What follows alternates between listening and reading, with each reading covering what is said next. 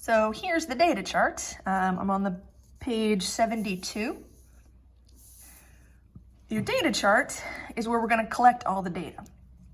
So ICLSA, that is this location. So ICLSA is the Chinese seismogram, and we want to write down when the P wave hit. So we think it happened at 01, 04, 30. Okay.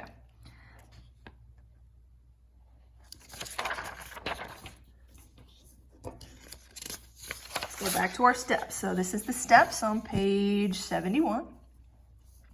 Using the provided seismogram, determine the exact arrival time of the P wave. Record that measurement. Okay, cool, we did that.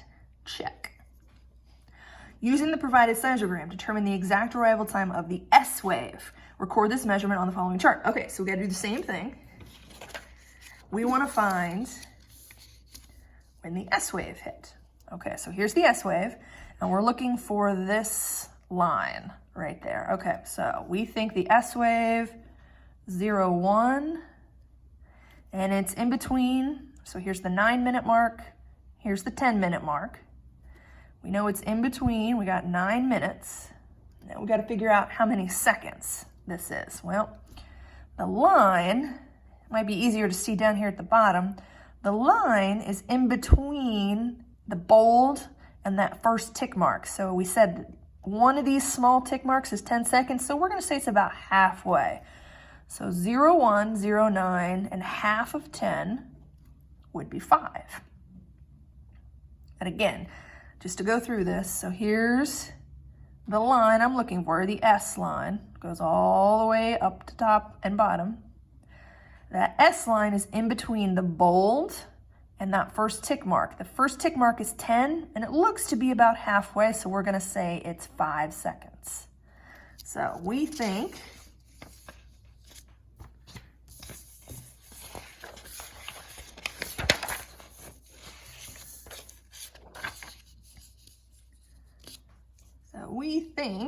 the S wave arrival time for Tibet, the ICLSA, we think this 01, 09, 05. Okay.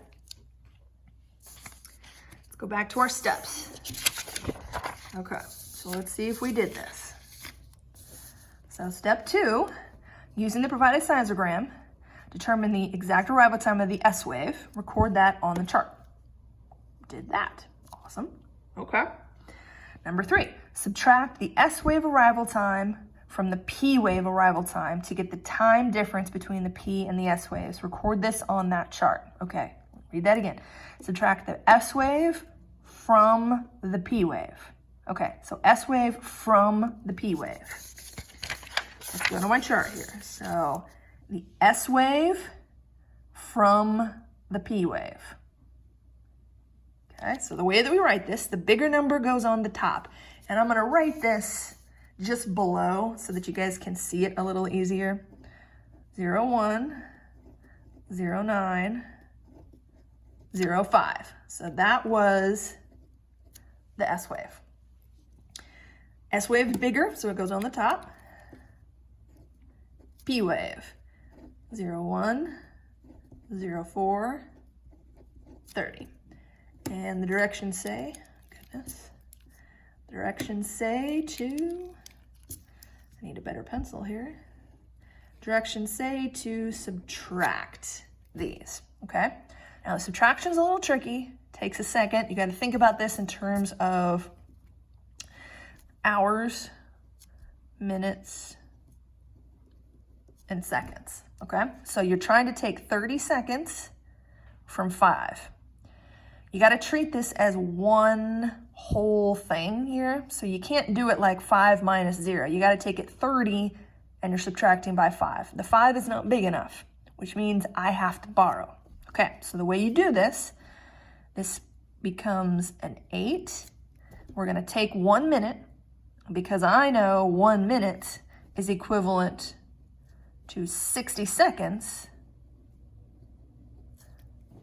I'm gonna add 60 to whatever's there. Now that usually trips people up, so let me state it again what I just did. So I was trying to subtract the 30 from the 5. The 5 isn't big enough, so I needed to borrow. So the minutes, I steal a minute, and that 9 becomes an 8. But we're dealing with minutes and seconds here. So 1 minute is equivalent to 60 seconds. So whatever I took, so I borrowed 1 minute, I have to convert it into seconds. So there's 60 that I got to add to whatever's there. So this becomes 65 because 5 plus 60 is 65. Okay, now I can subtract because my 65 is big enough. So I get 35 seconds, 4 minutes, 0 hours. Okay, so this is the time difference. You want to leave it in this format when you write it in the chart. Okay, so 4 minutes and 35 seconds is what my time difference is between when P wave and when the S wave hit. So let's see if we got this one. Okay, so subtract the S wave from the P wave arrival time to get the time difference. Okay, we did that. So I'll record this on the following chart. Cool. All right. Number 4 says, using the P and S wave travel time graph, find the epicenter distance in kilometers. Okay. Using the P and S wave travel time graph, find the distance in kilometers. Okay. And there's more directions. Oh, there's more directions back here. Okay. Using a separate sheet of scratch paper, create a scale bar. Okay. So let's back up here. So use the P and S wave travel time graph. So I got to find in my lab, there's something called the P and S wave travel time graph. Okay. So let's look through this travel time graph. Aha. This is a travel time graph. All right, now there's a lot going on here.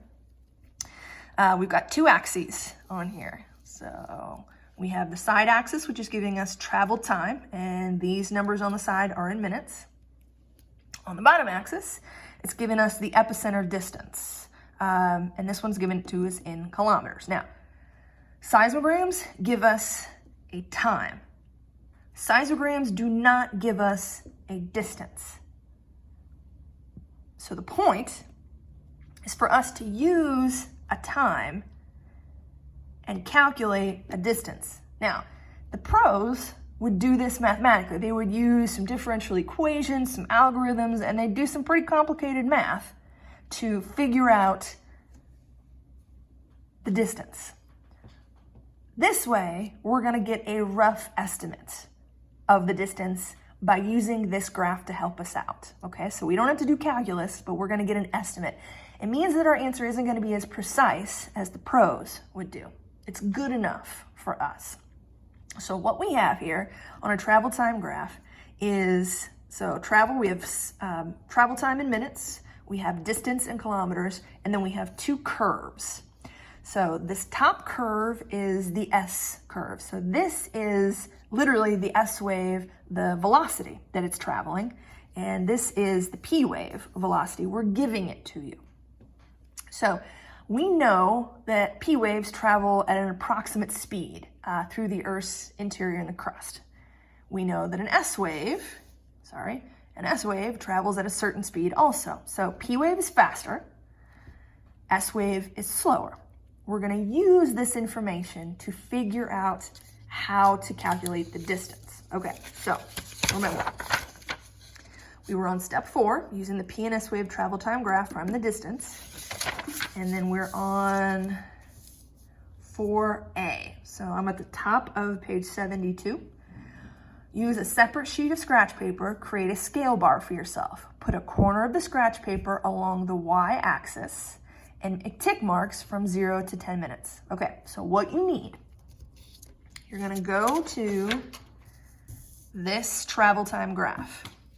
You're gonna need a scratch piece of paper. Okay, so I just have a piece of blank printer paper right here. And what you're doing, so remember the instructions say, use a separate sheet of paper, create a scale bar for yourself. Put a corner of the scratch paper scale along the y-axis and make tick marks from 0 to 10 minutes. Okay, so the travel axis. So you take your scratch piece of paper and you're gonna tuck the piece of paper right in the corner, just like I did, okay? So you don't want it over the top. You want the corner of your scratch paper tucked right in and along the travel time axis, okay? And you wanna make tick marks all the way up to 10. So you would just wanna make an exact copy. So here's where 1 is. There's 2, 3, 4, 5, 6, 7, 8, 9, 10, okay? And so that means our corner would be 0.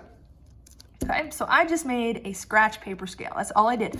I just made an exact copy. So now on the edge of my scratch paper, I've got some tick marks that go from 0 to 10. Okay, so give that a try.